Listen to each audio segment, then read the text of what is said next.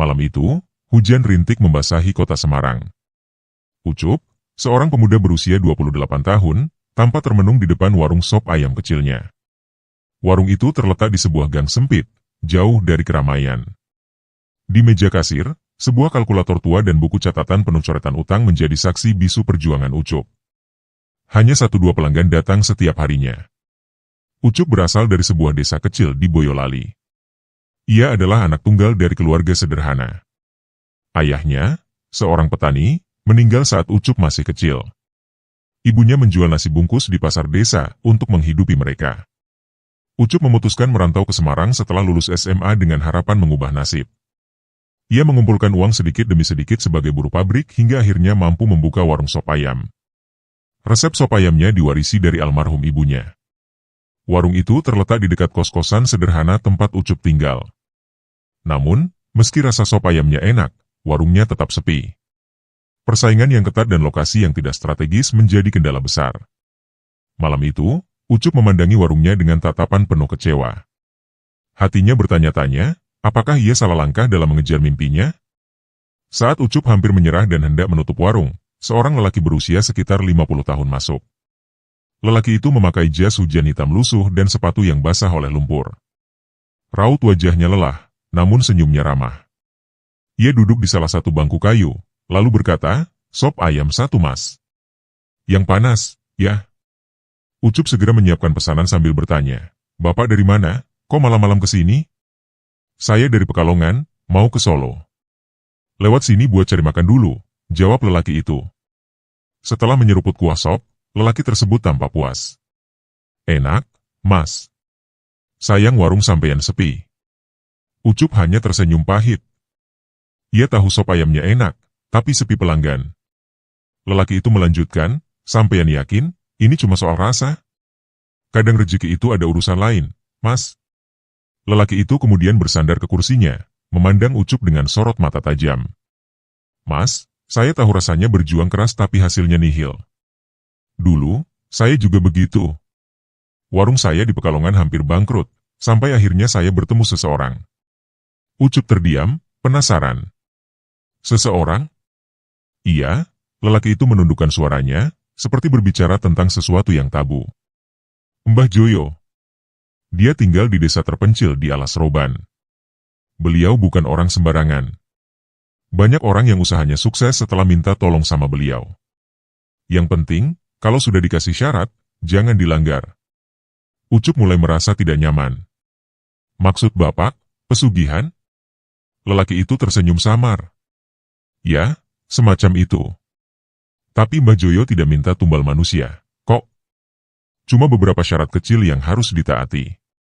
Kalau tidak, ya akibatnya bisa fatal." Lelaki itu melanjutkan ceritanya. Ia mengaku pernah datang ke Mbah Joyo beberapa tahun lalu. Setelah menjalani ritual dan memenuhi syarat, warungnya yang dulu hampir tutup kini selalu ramai, bahkan membuka cabang di beberapa kota. Ia meyakinkan Ucup bahwa Mbah Joyo adalah solusi bagi orang-orang yang kepepet seperti dirinya. "Sampeyan pikirkan baik-baik, mas. Saya hanya menyarankan. Kalau tertarik, ini alamatnya," katanya sambil menyodorkan secari kertas berisi nama dan lokasi desa Mbah Joyo. Ucup memegang kertas itu dengan tangan gemetar. Lelaki itu tersenyum, meninggalkan uang pembayaran sop ayam di meja, lalu pergi. Sebelum keluar, ia berbalik dan berkata, "Oh ya, jangan ceritakan tentang ini ke siapapun. Kalau sampeyan melanggar aturan, akibatnya lebih buruk dari sekadar warung sepi." Malam itu, Ucup tak bisa memejamkan mata. Hujan deras di luar jendela menambah suasana mencekam dalam kamar kosnya yang sempit. Pikirannya terus berputar, membayangkan apa yang akan terjadi jika ia menerima tawaran lelaki misterius itu. Kalau benar bisa melunasi utang dan bikin warung ramai, kenapa enggak? Tapi pesugihan? Apa aku sanggup? Gumamnya dalam hati. Ia tahu ini bukan keputusan biasa. Namun, bayangan tagihan yang menumpuk dan warungnya yang sepi membuatnya semakin tergoda. Hingga fajar tiba, Ucup akhirnya membuat keputusan. "Aku harus coba. Kalau tidak, warungku bisa tutup selamanya," ucapnya dengan suara lirih, meski hatinya tetap diliputi keraguan. Pagi harinya, Ucup membawa sebotol air minum dan beberapa makanan ringan. Ia menaiki motor bututnya, melintasi jalanan kota Semarang yang mulai sibuk. Namun, semakin jauh ia berkendara, jalanan semakin sunyi. Tujuannya jelas, desa terpencil di alas roban, tempat Mbah Joyo tinggal. Perjalanan yang dilaluinya tak mudah. Jalan aspal yang semula mulus perlahan berubah menjadi jalan berbatu yang licin akibat hujan semalam. Pepohonan besar dengan akar mencuat di permukaan tanah membuat Ucup harus ekstra hati-hati. Hutan alas roban yang terkenal angker menyambutnya dengan suasana gelap, meskipun matahari masih siang. Suara burung hantu dan desiran angin membuat bulu kuduknya meremang. Kenapa hutan ini seperti tidak ada habisnya? Pikir Ucup. Di beberapa titik, ia merasa seperti diawasi. Sesekali bayangan gelap melintas di sudut matanya, namun saat ia menoleh, tak ada apa-apa. Setelah hampir 2 jam berkendara, Ucup akhirnya tiba di sebuah desa kecil yang terpencil. Rumah-rumah tua dengan dinding kayu terlihat jarang-jarang, seakan-akan penduduknya tinggal berjauhan.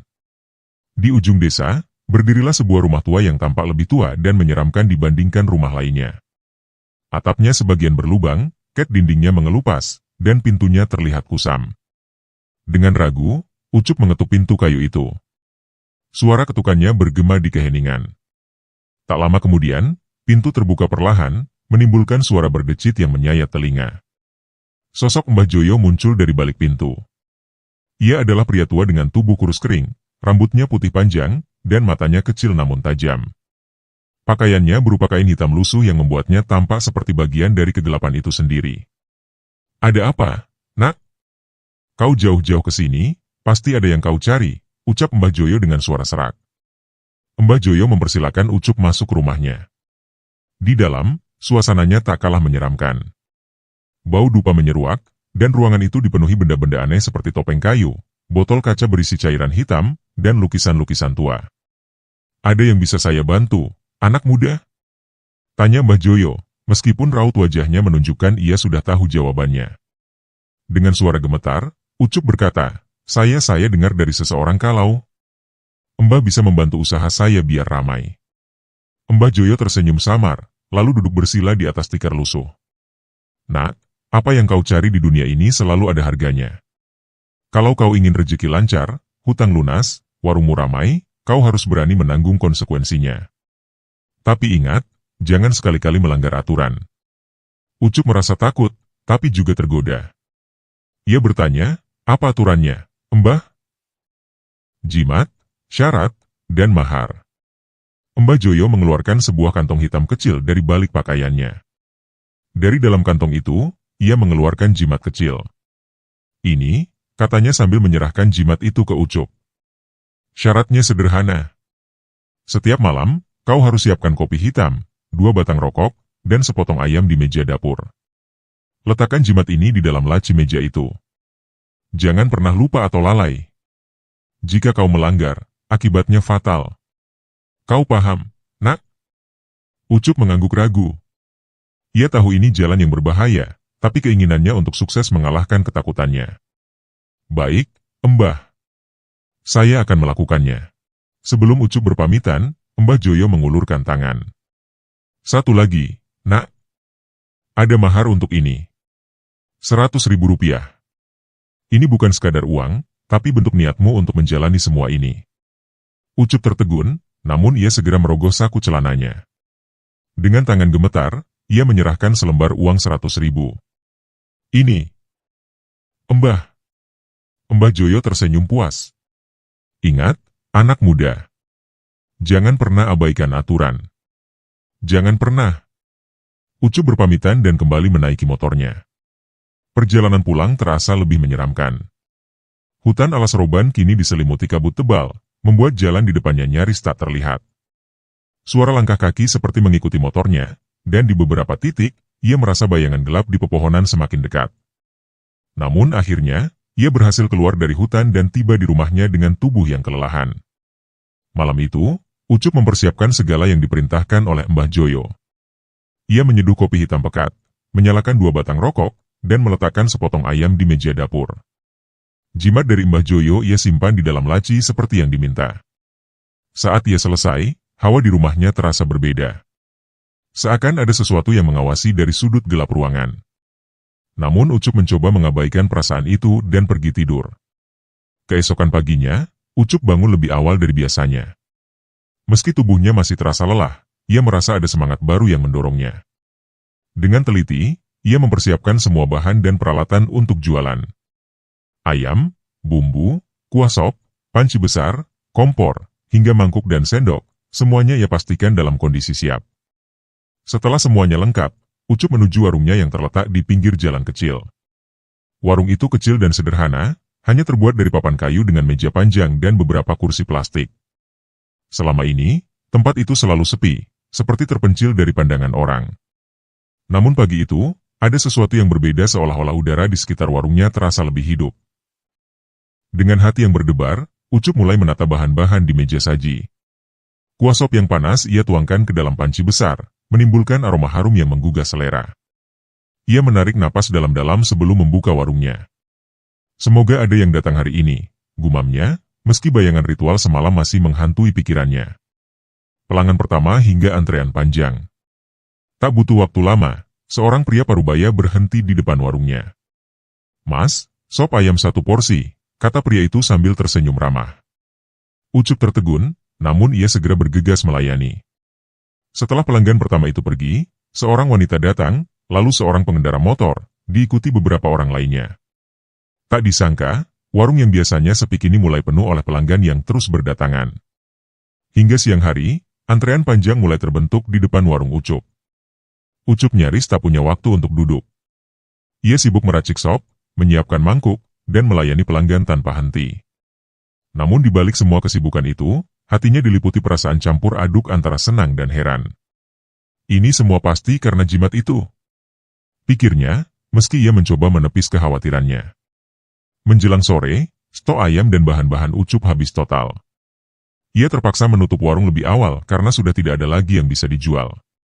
Tubuhnya terasa sangat lelah, keringat mengucur deras, namun di hatinya ada rasa puas yang luar biasa. Saat kembali ke kos, Ucup membawa kantong plastik penuh uang hasil jualan. Namun ia tak lupa dengan pesan Mbah Joyo. Sebelum beristirahat, ia menyiapkan lagi kopi hitam, 2 batang rokok, dan sepotong ayam di meja dapur. Jimat dari Mbah Joyo tetap ia simpan di dalam laci, persis seperti perintah. Setelah selesai melakukan ritual, Ucup duduk di lantai kamar kosnya. Dengan tangan gemetar, ia membuka kantong plastik dan mulai menghitung uang hasil jualan hari itu. Lembar demi lembar uang kertas ia hitung dengan seksama. Ucup terkejut. Selama ini, warungnya hanya menghasilkan sekitar puluhan ribu rupiah per hari, itu pun jika ada pelanggan. Kini, dalam sehari saja ia mendapat 100 kali lipat. Perasaan Ucup campur aduk. Senang, karena akhirnya ia bisa melunasi hutang dan menabung untuk memperbaiki hidup. Tapi, jauh di dalam hatinya, ada perasaan takut yang mulai mengintai. Ia sadar, semua ini bukan datang tanpa sebab. Ini baru permulaan, gumamnya pelan sambil memandangi uang di tangannya. Keesokan harinya, Ucup bangun dengan tubuh yang masih terasa lelah. Namun, ia tetap semangat mempersiapkan bahan jualan seperti hari sebelumnya. Perasaan cemas semalam telah berganti menjadi keyakinan bahwa warungnya akan kembali ramai. Benar saja, sejak pagi, pelanggan sudah mulai berdatangan. Tak hanya warga sekitar, beberapa pelanggan baru datang dari desa-desa tetangga. Mereka penasaran dengan sop ayam Ucup yang tiba-tiba menjadi bahan perbincangan. "Mas, ini warungnya yang ramai itu, ya?" Katanya sop ayamnya enak banget, tanya seorang ibu yang datang bersama keluarganya. "Benar, Bu. Silakan coba." "Sopnya baru matang," jawab Ucup sambil tersenyum ramah, meski dalam hati ia merasa heran. Ia tahu bahwa rasa sopnya tak jauh berbeda dari sebelumnya. Namun, pelanggan-pelanggan ini tampak sangat menikmati makanannya, bahkan beberapa dari mereka kembali memesan porsi tambahan. Warung Ucup kini menjadi buah bibir di kalangan warga. Orang-orang membicarakan bagaimana warung itu yang dulunya sepi mendadak ramai dalam waktu singkat. Pelanggan dari desa tetangga pun mulai berdatangan. Mereka rela menempuh perjalanan jauh hanya untuk mencicipi sop ayam Ucup yang disebut-sebut memiliki cita rasa khas yang sulit dijelaskan. Warung kecil itu kini tak pernah kosong, bahkan Ucup harus menambah stok bahan setiap pagi agar cukup melayani pelanggan hingga malam. Meskipun sibuk sepanjang hari, Ucup tak pernah melupakan pesan Mbah Joyo. Setiap malam, setelah menutup warung dan kembali ke kosnya, ia selalu melakukan ritual seperti yang diperintahkan. Ia menyeduh kopi hitam pekat, menyalakan 2 batang rokok, dan meletakkan sepotong ayam di meja dapur. Dengan hati-hati, ia memastikan jimat dari Mbah Joyo tetap berada di dalam laci meja tersebut. Namun, setiap kali melakukan ritual itu, suasana di rumah kosnya terasa berbeda. Suara angin mendesir dari arah dapur, dan bayangan gelap di sudut ruangan seolah bergerak. Kadang-kadang, Ucup merasa ada yang memperhatikannya dari balik kegelapan. "Tolong jangan ada apa-apa," gumamnya pelan, mencoba menguatkan diri. Meski merasa takut, ia selalu berusaha menyelesaikan ritualnya sebelum beristirahat. Ucup tak bisa membohongi dirinya sendiri. Setiap hari, warungnya semakin ramai, uang hasil jualannya terus bertambah, dan utangnya perlahan mulai terbayar. Namun di balik semua keberhasilan itu, hatinya mulai dihantui rasa gelisah. Ia ingat betul peringatan Mbah Joyo, jangan pernah melanggar aturan. Tapi, sampai kapan ia harus terus melakukan ritual itu? Apakah keberhasilan ini benar-benar miliknya, atau ada harga yang jauh lebih besar yang akan ia bayar nantinya? Dalam waktu 2 bulan, warung sop ayam Ucup berubah total. Pelanggan terus berdatangan setiap hari tanpa henti. Warung kecilnya yang dulu sepi kini hampir tak pernah kosong dari pagi hingga malam. Pelanggan bahkan rela mengantre panjang hanya untuk mencicipi sop ayam Ucup yang kini dianggap legendaris. Keuntungan yang ia dapatkan pun melimpah. Setiap malam, kantong plastik penuh uang hasil jualan menjadi pemandangan biasa. Ucup mulai bisa melunasi utang-utangnya, membeli bahan jualan yang lebih berkualitas, dan menabung untuk memperbesar usahanya. Melihat jumlah pelanggan yang terus bertambah, Ucup memutuskan untuk menyewa kios yang lebih besar di dekat pasar. Lokasi itu strategis, mudah dijangkau, dan mampu menampung lebih banyak pelanggan. Kios baru itu memiliki ruang makan yang luas, meja-meja kayu yang kokoh, dan dapur yang lebih besar untuk memasak. Dengan tempat ini, aku bisa melayani lebih banyak orang, pikir Ucup. Ia tahu bahwa warung kecilnya sudah tak mampu menampung semua pelanggan. Karena tak mungkin lagi melayani semua pelanggan sendirian, Ucup merekrut 2 pegawai. Yang pertama adalah Surya, seorang pemuda cekatan yang bertugas melayani pelanggan di bagian depan. Yang kedua adalah Tini, wanita parubaya yang pandai memasak dan membantu di dapur. Dengan adanya bantuan mereka, Ucup merasa sedikit lebih ringan, meski kesibukan tetap tak terhindarkan. Warung baru Ucup menjadi semakin ramai. Aroma harum sop ayam yang menggoda menyebar hingga ke jalanan sekitar pasar. Pelanggan dari berbagai kalangan mulai dari pedagang pasar, pekerja kantoran, hingga ibu-ibu rumah tangga berbondong-bondong datang ke warungnya. Di bagian dapur, Tini bekerja dengan cekatan, memotong ayam dan menyiapkan kuah dalam panci besar. Surya dengan ramah melayani pelanggan, membawa mangkuk-mangkuk sop ke meja-meja yang hampir selalu penuh. Seminggu setelah warung barunya dibuka, Ucup merasa tubuhnya semakin lelah karena harus bekerja dari pagi hingga larut malam. Pelanggan yang terus berdatangan, stok bahan yang harus dijaga, dan pengawasan terhadap pegawai membuat energinya terkuras habis. Malam itu, Ucup memutuskan untuk tidur di kiosnya karena terlalu lelah untuk kembali ke kos. Setelah menutup warung dan memastikan semuanya beres, ia langsung merebahkan tubuh di atas tikar di pojok ruangan. Rasa kantuk menyerangnya begitu cepat, hingga ia lupa melakukan ritual yang diperintahkan oleh Mbah Joyo. Di tengah malam yang sunyi, suasana kios terasa berubah. Dari arah laci meja dapur, tempat jimat itu disimpan, terdengar suara samar. Laci tersebut tampak bergerak perlahan, menimbulkan bunyi derit kayu yang lembut namun aneh. Suara itu terus terdengar, seperti ada sesuatu yang ingin keluar. Namun, Ucup yang setengah sadar hanya menggerakkan badannya sedikit, lalu melanjutkan tidurnya dengan lelap, mengabaikan suara tersebut. Keesokan paginya, Ucup bangun dengan tubuh sedikit lebih segar. Saat melihat jam, ia tiba-tiba teringat bahwa semalam ia lupa melakukan ritual. Cuma sekali lupa. Gak bakal ada apa-apa, gumamnya sambil mengangkat bahu. Ia mulai berpikir bahwa ritual itu mungkin tak sepenting yang dikatakan Mbah Joyo, apalagi selama ini warungnya ramai karena sop ayamnya yang enak. Dengan santai, Ucup membuka kios seperti biasa. Pelanggan sudah mulai berdatangan bahkan sebelum ia selesai menyiapkan semuanya. Warung tetap penuh seperti hari-hari sebelumnya, tanpa tanda-tanda ada hal buruk yang terjadi. Melihat warungnya tetap ramai meski ia lupa ritual, Ucup mulai merasa semakin percaya diri, bahkan sedikit angkuh. Ritual itu mungkin cuma sugesti aja. Nyatanya, warung ini tetap ramai karena sop ayamku yang enak, pikirnya sambil melayani pelanggan. Namun, jauh di dalam hatinya, ia tak bisa sepenuhnya menghilangkan pikiran bahwa jimat dari Mbah Joyo mungkin juga berperan. Ada sedikit bantuan, mungkin. Tapi yang bikin warung ini sukses ya aku sendiri, gumamnya sambil tersenyum tipis. Meski begitu, perasaan tenang Ucup tak sepenuhnya murni. Ada sedikit rasa cemas yang ia pendam dalam hati. Ia tahu bahwa melanggar perintah Mbah Joyo bisa berakibat fatal, tapi ia memilih mengabaikan hal itu untuk sementara. Malam-malam berikutnya, Ucup mulai melakukan ritual dari Mbah Joyo dengan seenaknya. Kadang ia melakukannya, kadang tidak, entah karena lupa atau sengaja. Ucup merasa bahwa warungnya sudah cukup ramai, dan ia mulai menganggap bahwa keberhasilannya lebih banyak karena usahanya sendiri, bukan karena jimat itu. Yang penting aku masak sop enak, pelanggan pasti tetap datang, pikirnya. Ia bahkan mulai mengurangi perhatian terhadap syarat yang diberikan Mbah Joyo. Kadang kopinya tidak ia buat, ayam yang seharusnya ada di meja dapur ia abaikan, atau ritual itu ia lakukan asal-asalan tanpa keseriusan.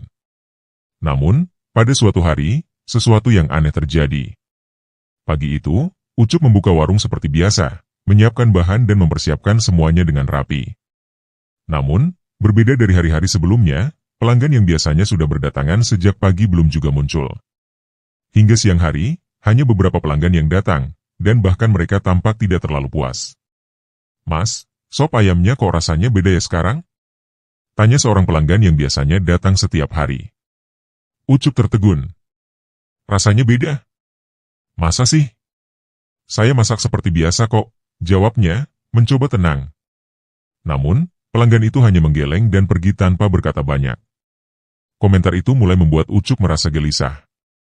Setiap malam, saat Ucup tidak melakukan ritual, suara dari laci tempat jimat itu disimpan semakin keras. Tidak lagi sekadar suara lembut, kini bunyinya seperti ketukan atau gesekan keras, seolah-olah ada sesuatu yang berusaha keluar. Tok tok tok. Suara itu bergema di ruangan, membuat suasana malam di kiosnya terasa mencekam. Ucup mencoba mengabaikan suara itu, meski bulu kuduknya sering berdiri setiap kali suara tersebut terdengar.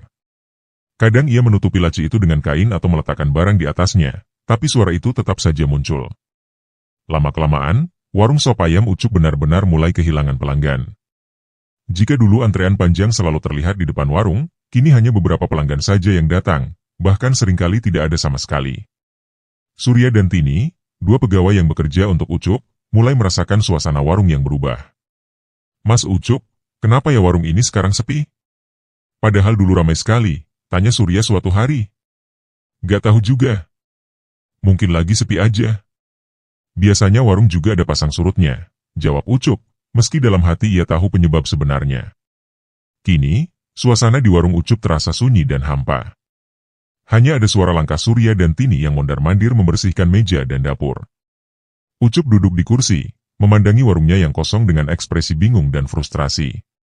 "Kenapa semua ini terjadi? Apa aku salah?" pikirnya, tapi ia masih terlalu angkuh untuk mengakui bahwa ia telah mengabaikan ritual Mbah Joyo. Malam itu, setelah seharian warungnya sepi tanpa pelanggan, Ucup merasa putus asa. Ia mulai menyadari bahwa keberhasilan warungnya tidak sepenuhnya karena usahanya sendiri, melainkan juga karena bantuan jimat dari Mbah Joyo. Dengan penuh harapan, ia memutuskan untuk kembali melakukan ritual seperti yang diajarkan, kali ini dengan sungguh-sungguh. Di meja dapur, Ucup menyiapkan kopi hitam pekat dalam cangkir kecil, 2 batang rokok yang sudah dinyalakan, dan sepotong ayam yang ia letakkan di atas piring kecil. Ia memastikan jimat itu tetap berada di laci seperti biasa. "Hari ini aku gak boleh lupa atau asal-asalan lagi," gumamnya sambil menunduk. Ia mengucapkan doa dalam hati, berharap ritual ini bisa membawa kembali keramaian ke warungnya. Namun, saat Ucup hendak meninggalkan meja setelah menyiapkan semuanya, tiba-tiba terdengar suara aneh dari arah laci tempat jimat itu disimpan. Suara itu bukan lagi sekadar ketukan atau gesekan, melainkan bunyi berat seperti sesuatu yang sedang bergerak.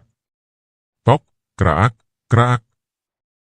Ucup berhenti di tempat, tubuhnya menegang.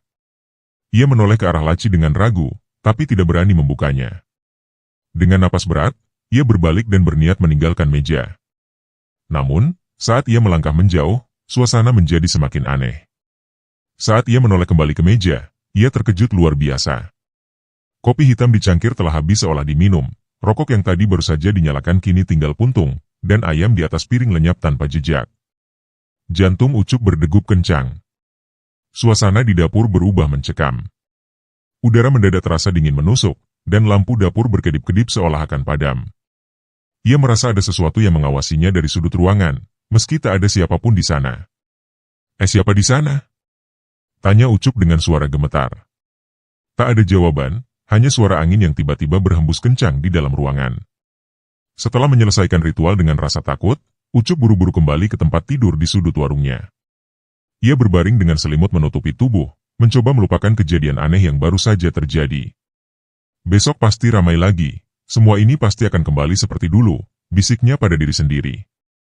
Ia memejamkan mata, meski sulit untuk benar-benar tertidur karena bayangan kejadian tadi terus menghantui pikirannya. Pagi itu, Ucup membuka warungnya dengan perasaan penuh harapan. Ia berpikir ritual yang ia lakukan tadi malam dengan sungguh-sungguh akan membawa kembali keramaian ke warungnya. Namun, kenyataan berbicara lain. Hanya beberapa pelanggan saja yang datang, jauh dari ekspektasinya. Mungkin butuh waktu, gumam Ucup, mencoba menenangkan diri. Namun, harapan itu terus pupus. Hari demi hari berlalu, dan warungnya tetap sepi. Jumlah pelanggan tak kunjung bertambah, hanya beberapa orang yang mampir, lalu pergi tanpa memberikan komentar apapun. Kekecewaan Ucup berubah menjadi amarah. Ia mulai menyalahkan jimat dari Mbah Joyo yang menurutnya tidak lagi berguna. Percuma aku ngikutin ritualnya. Jimat ini nggak ada gunanya sama sekali. Ucup menggerutu dengan nada tinggi sambil menatap meja dapur tempat jimat itu disimpan. Malam itu, dengan hati yang dipenuhi emosi, Ucup memutuskan untuk tidak melakukan ritual. Ia malah berjalan ke arah laci, berniat mengambil jimat tersebut. Saat Ucup mendekati laci, suara aneh kembali muncul. Kali ini suara itu terdengar lebih keras dan menyeramkan, seperti gemuruh yang bercampur dengan bisikan samar. Namun, Ucup yang sedang dikuasai emosi tidak peduli. Dengan kasar, ia membuka laci, meraih kantong hitam tempat jimat itu berada, lalu menggenggamnya erat. Kamu gak berguna. Aku sudah capek ngikutin semua perintah itu, tapi warungku tetap sepi. Bentaknya pada jimat tersebut, meski ia tahu jimat itu hanyalah benda mati. Ucup, yang sudah tidak tahan lagi, memutuskan untuk membuang jimat itu ke sebuah sungai yang terletak tak jauh dari pasar. Ia keluar dari kiosnya di tengah malam, berjalan cepat dengan kantong hitam itu di tangannya. Suasana malam terasa sunyi, hanya suara serangga dan angin yang menemani langkahnya. Sesampainya di tepi sungai, Ucup tanpa ragu melemparkan kantong hitam itu ke aliran air yang tenang. Pergi sana. Aku gak butuh kamu lagi, teriaknya dengan nada marah. Ia berdiri di sana beberapa saat, melihat kantong itu tenggelam perlahan. Perasaan lega sempat muncul di hatinya, namun seketika digantikan oleh rasa aneh. Udara di sekitar tiba-tiba terasa dingin, dan suasana menjadi sunyi mencekam. Saat Ucup berbalik untuk pergi, ia mendengar suara samar dari belakangnya, seperti ada yang memanggil namanya. Ucup! Suara itu pelan namun jelas. Ucup berhenti, tubuhnya mendadak kaku. Ia mencoba mengabaikan suara itu dan mempercepat langkahnya, tetapi suara itu terdengar lagi, kali ini lebih keras. Ucup! Ucup menoleh dengan perlahan, matanya berusaha mencari sumber suara di kegelapan. Namun, tidak ada siapapun di sana. Rasa takut mulai menjalar, namun ia tetap memaksakan diri untuk kembali ke kiosnya dengan langkah cepat. Setibanya di kios, Ucup langsung merebahkan diri di tikar tanpa melepas pakaian, masih merasa marah bercampur takut. Malam itu, ia tertidur lelap, tetapi mimpinya justru menjadi mimpi buruk. Dalam mimpinya, ia berada di sebuah tempat gelap tanpa cahaya. Dari kejauhan, ia melihat seorang kakek tua dengan wajah menyeramkan. Kakek itu berdiri mematung, matanya tajam menatap Ucup. Tubuh Ucup kaku, tidak mampu bergerak. Lama-kelamaan, kakek itu mulai mendekat perlahan, langkahnya menyeret di atas tanah yang berdebu. Ucup ingin berlari, tapi kakinya tidak bisa digerakkan. Saat kakek itu semakin dekat, wajahnya yang penuh keriput terlihat lebih jelas. Senyum aneh terbentuk di bibirnya, memperlihatkan gigi yang hitam dan runcing. Kakek itu berhenti tepat di depan Ucup, menatapnya tanpa berkedip. Tiba-tiba, kakek itu mengangkat tangannya yang kurus, dan dalam sekejap wajahnya berada tepat di depan muka Ucup. Ucup terkejut dan terbangun dengan napas tersengal-sengal, keringat dingin membasahi tubuhnya. Setelah mimpi yang menakutkan, Ucup merasa perasaan aneh menyelimutinya sepanjang pagi. Meskipun ia berusaha untuk tidak memikirkannya, suasana di sekelilingnya tetap terasa mencekam. Malam itu, ia bangun dengan perasaan cemas dan ragu, seolah-olah ada sesuatu yang salah dengan dunia di sekitarnya. Namun, meski begitu, ia tetap membuka warungnya pagi itu, berharap ada perubahan yang terjadi. Warungnya yang dulu penuh dengan hiruk-pikuk pelanggan kini hanya ditemani dua pegawainya Surya dan Tini yang tampak lelah dan tak bersemangat. Mereka hanya duduk di belakang meja, sesekali berbincang kecil, tapi tak ada pelanggan yang datang.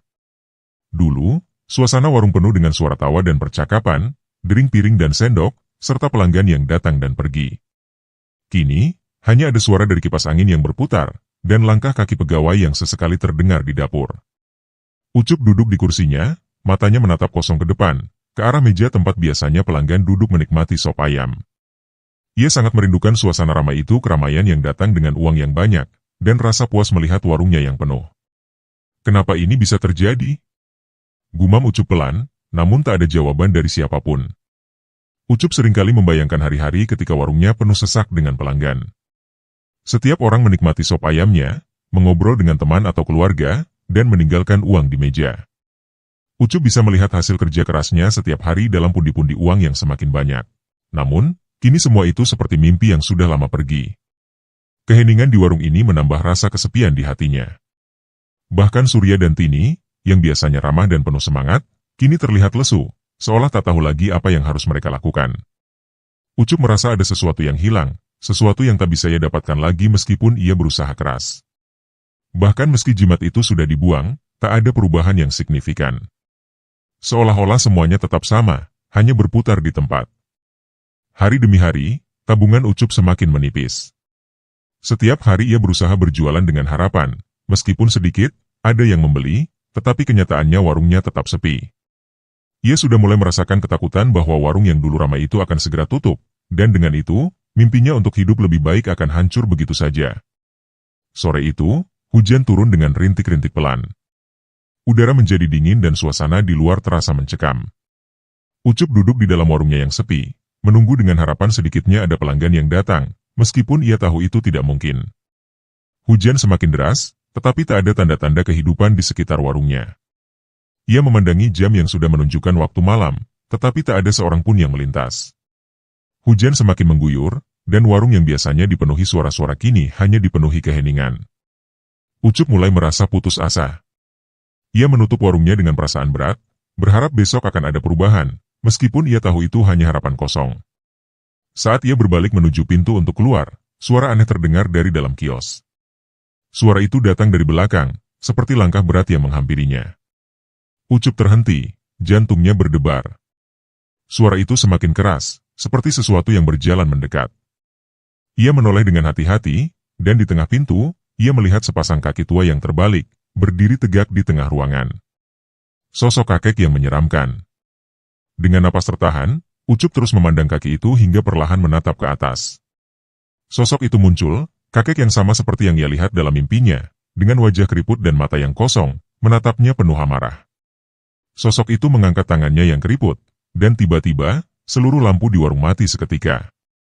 Semua menjadi gelap gulita, seolah dunia ini hanya terdiri dari dua makhluk Ucup dan sosok itu. Suasana mencekam memenuhi ruangan, dan ketakutan meresap dalam diri Ucup.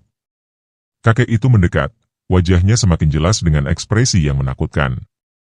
Setiap langkahnya membuat udara semakin berat, dan suara langkah kakek itu terasa seperti petir yang menyambar.